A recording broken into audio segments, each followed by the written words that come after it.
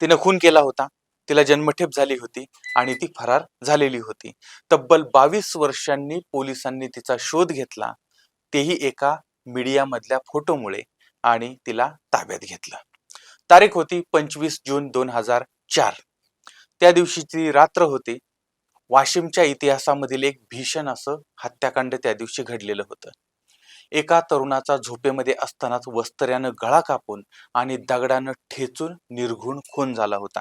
आता ही हत्या करणारी महिला अटकेनंतर काही महिन्यातच जामिनावरती बाहेर आली होती आणि त्यानंतर तिने जो खेळ खेळला होता तो आजच्या सायबर युगामध्ये पोलीस तपासाचा एक केस स्टडी म्हणून एक महत्वाचा दुवा समोर आलेला आहे.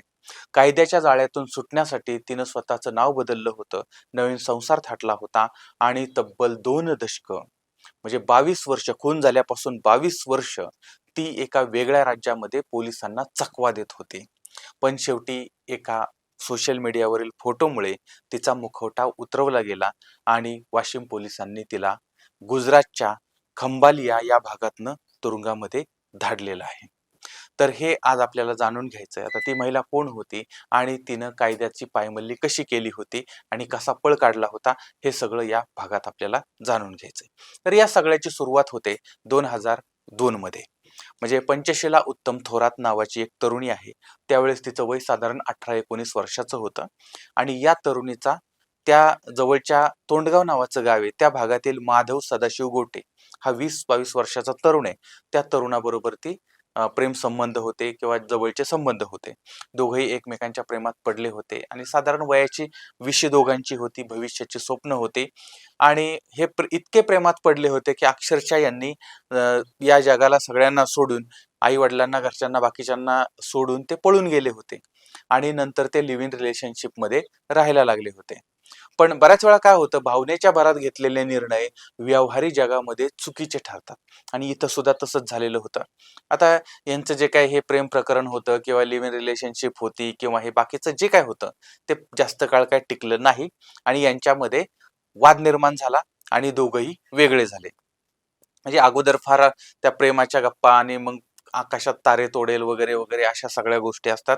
पण ज्या वेळेस मूळ संसाराला सुरुवात होते, ज्यावेळेस खाण्याचा प्रश्न येतो, जेवणाचा प्रश्न येतो, जगण्याचा प्रश्न येतो, त्यावेळेस वास्तवाचे चटके बसायला लागतात आणि त्यामुळे मग आता हे दोघं वेगळे झाले होते.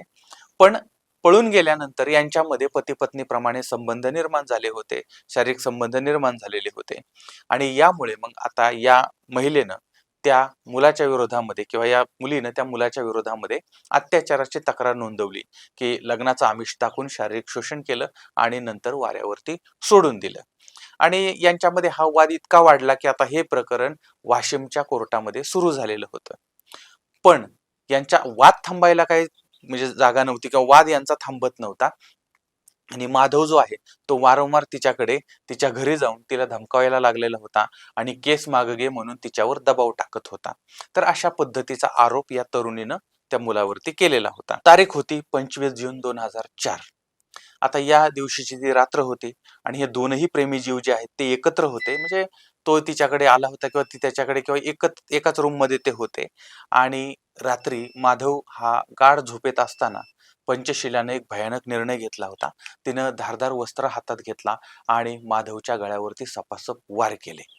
आता इतक्यावर तिचं समाधान झालं नाही. जवळच असलेला एक दगड होता, तो दगड उचलला आणि त्याच्या डोक्यामध्ये प्रहार केला आणि त्याचा जागेवरती खून केला.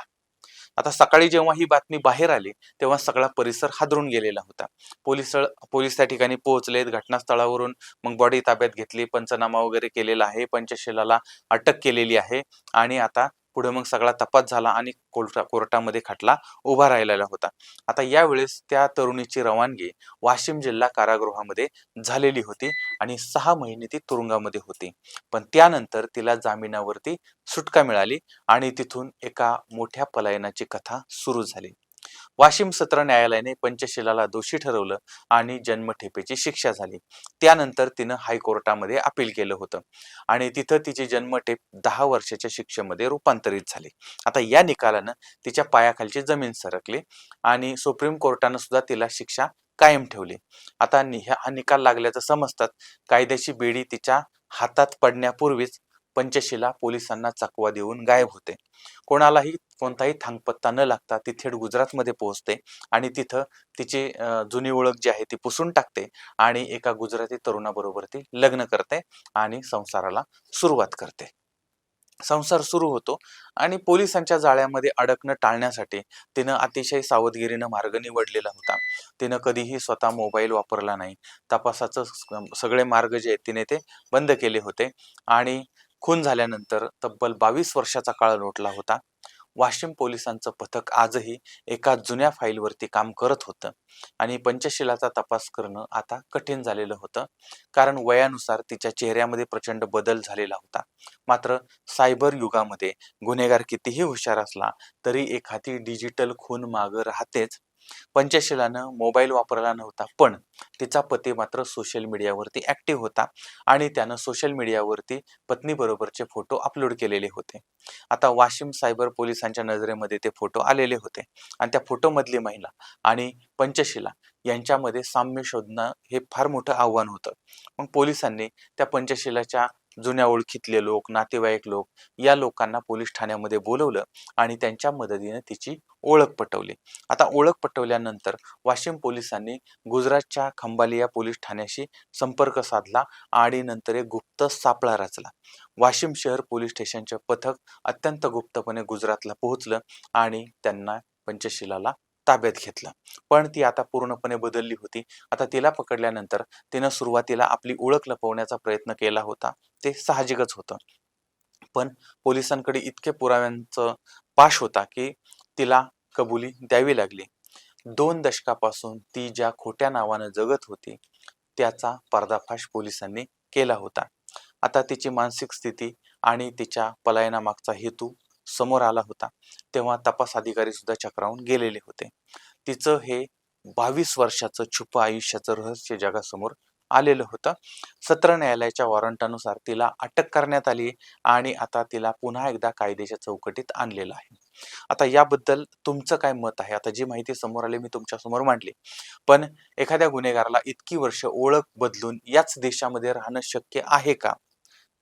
किंवा याबाबतचं तुमचं मत काय आहे ते मला जरूर कळवा. कमेंट करून नक्की सांगा आणि आपल्या चॅनलला सबस्क्राईब करा आणि अशा थरारक सत्य घटना तुम्ही मिस करणार नाही याच्यासाठी बेल आयकॉनचं बटन सुद्धा दाबा आणि आपलं फेसबुकचं जे पेज आहे तर त्याची लिंक मी खाली डिस्क्रिप्शनमध्ये दिलेली आहे.